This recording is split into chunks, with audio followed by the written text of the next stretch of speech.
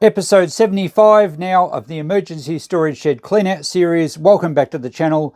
I'm Chris from the Ultimate Recycler, and this is one of many series I have going on my channel. If you're new here, we're doing a lot of unboxing and testing and discovering in this shed of mine, which it all came from my old shop, storage at the back of my shop. I've been cleaning out people's houses and sheds for over 20 years.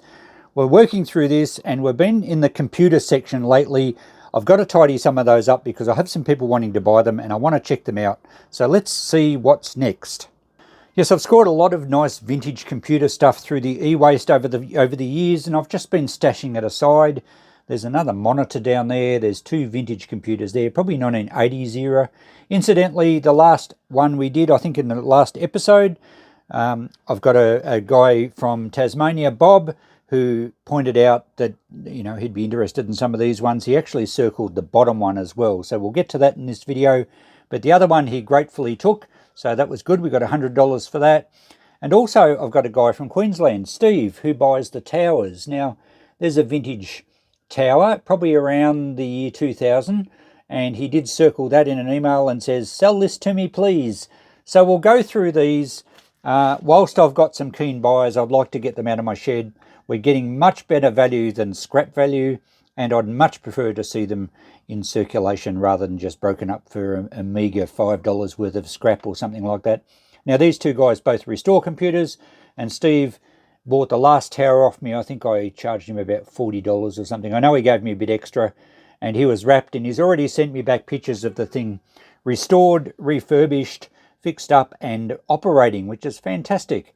All right, but we'll just do one at a time. In onto the bench. We'll have a look inside. This one's clearly had a bit of a biff at the back here. I'm not sure what's going on there, but it looks like there's been some physical damage. We'll open it up, see what's inside, work out what sort of price we can ask for it. We'll get to the bottom one that Bob's interested in, and we'll drag out that other tower for Steve. So I get a lot of people messaging me when they spot things in my videos, and even things in the background that I am not even focusing on, but people watch the videos and look over my shoulders, and I'm more than happy to do deals. I am a second-hand dealer. I do need to make an income, and I'm happy to hold things for people or post them out. By all means, send me a message. I think you can find my email on the About page on YouTube, or you could look up my Facebook page and join that. It's just called The Ultimate Recycler, and a lot of people join that page just to share pictures of what they've done or ask questions. So feel free. This one, no one actually has asked about yet. Let's have a look at it and see what's inside. This is the one that's been a bit beaten up at the back. Okay, it's an IBM personal computer 300GL, floppy disk drive. Looks like it had a CD-ROM, but it's been removed. The case is pretty stylish. I'm thinking around the year 2000. We should be able to find a date on the motherboard.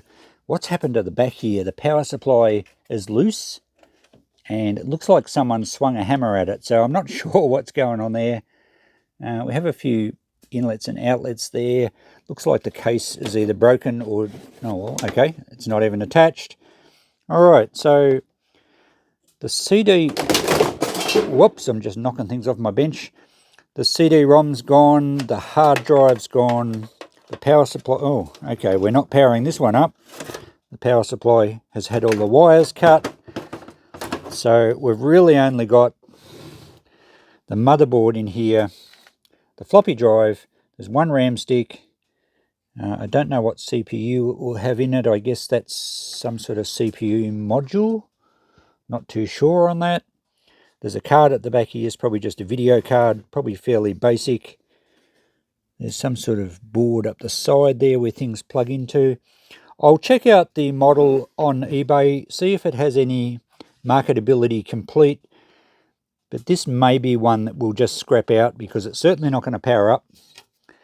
And really, we only have the floppy drive and the motherboard of any value. The case is pretty well only scrap metal anyway. So I'll check that out on eBay, make sure that it's not a really sought after model. When I do scrap these, I will put the floppy drive in the shop and sell that. But we've got no way of testing this one, of course, either. Okay, moving right along, I've done a quick check on eBay on these ones. This series of IBM went through the 90s and was discontinued around about 2000 from what I could find out. This is the Pentium one. I I think it was the first PC with USB. I can't see, oh, there is USB there. So this is that era. So what I'm going to do is I'm not going to try and sell it complete. I don't think it's in good enough condition. I did see some in the States that sold for a few hundred, but they were working. This one's clearly a long way off working.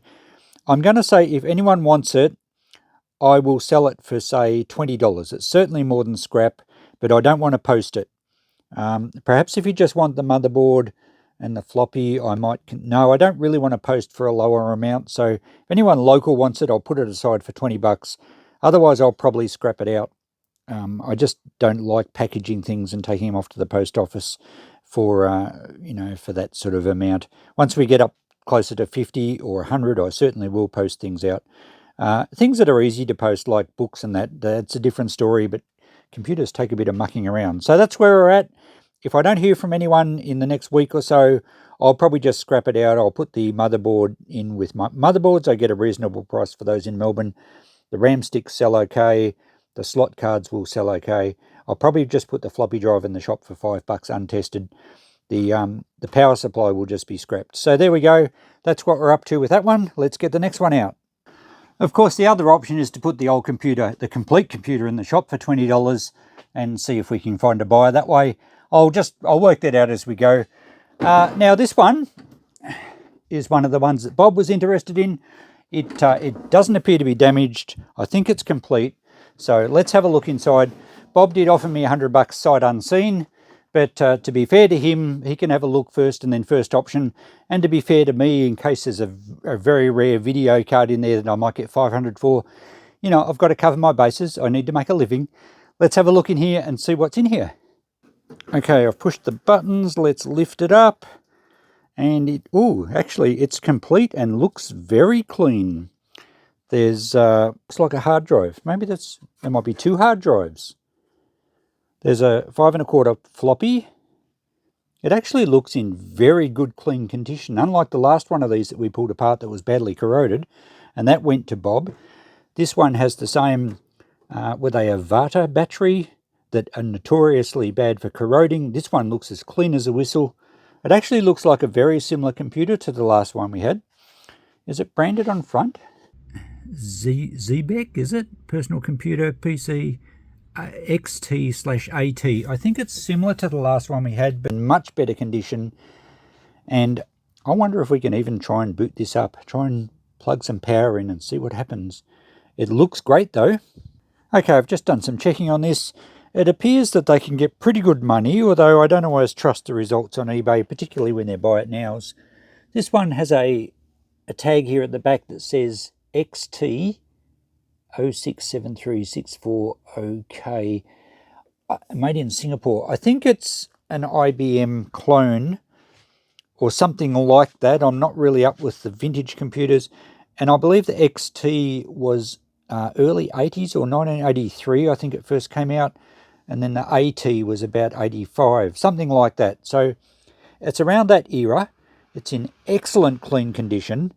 I did seriously consider powering it up, but I'm actually leaning towards leaving it undisturbed because, if I do power it up and something pops and there's smoke, then I'm left with a computer that I can try and sell by saying it's blown up, and that's never good and never a good sales pitch. So it probably would be worth checking the capacitors in the power supply or something, or doing some basic tests before it was powered up.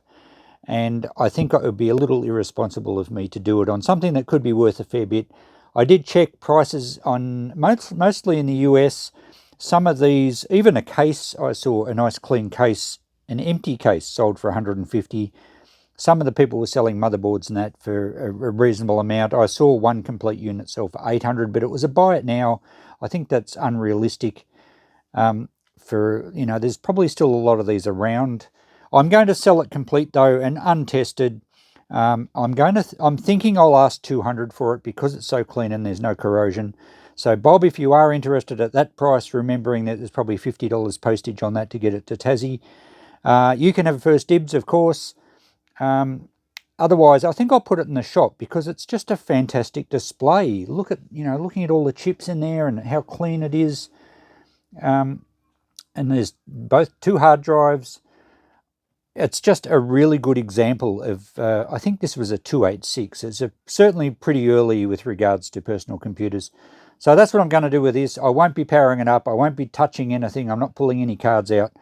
$200, I think that's achievable. I could possibly eBay it as an auction and it might go higher, but Bob did ask first, so I'll give him first option.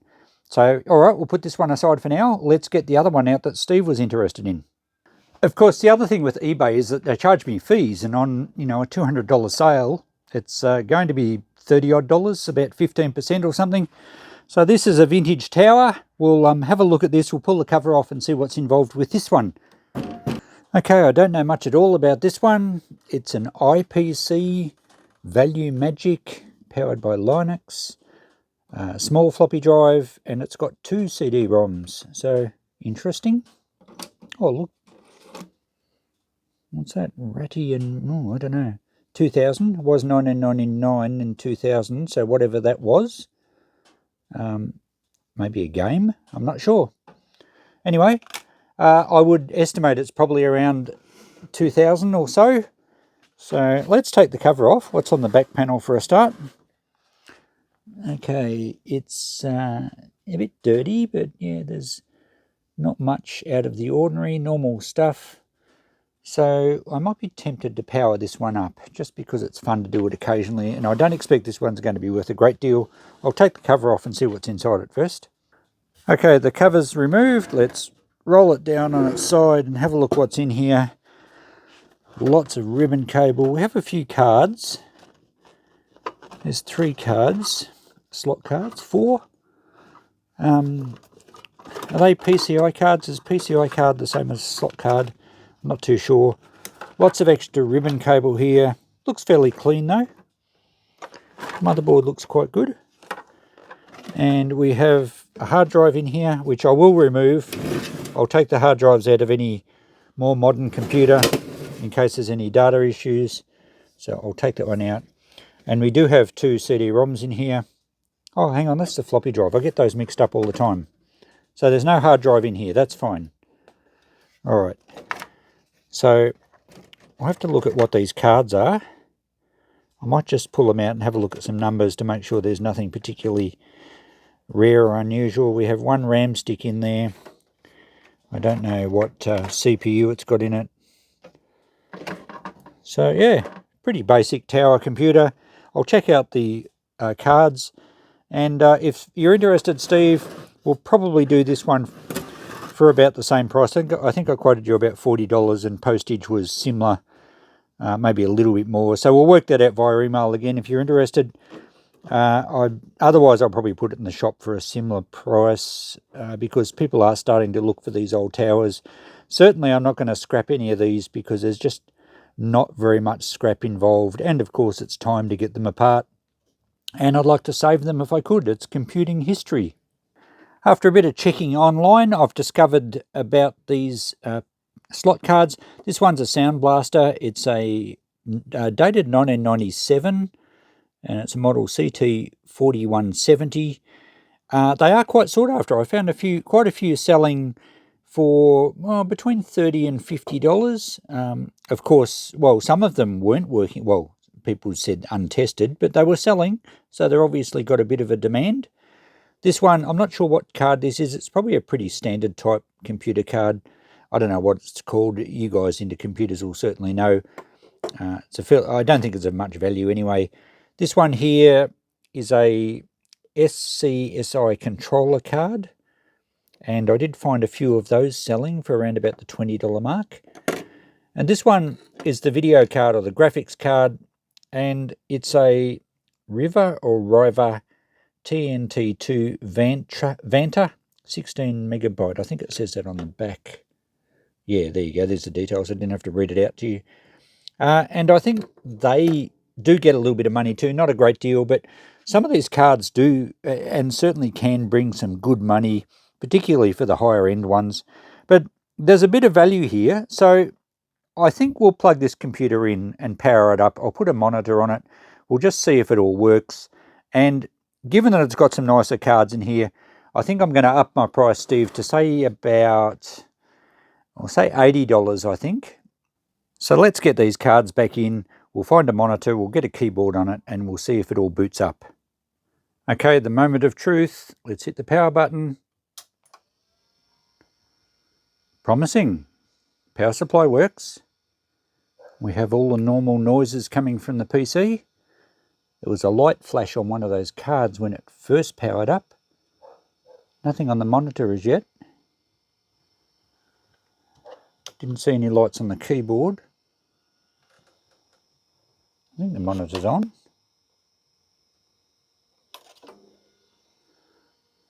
Oh, maybe it wasn't on. What's going on here now? No, there's no signal to the monitor. It sounds like the motherboard's running. The CPU fan's running. I didn't see if there's any lights on the front of the... Oh, what's going on here? We don't have a power light. But it's definitely running. Alright, so the monitor hasn't come on because it can't sense a signal. What if we reset?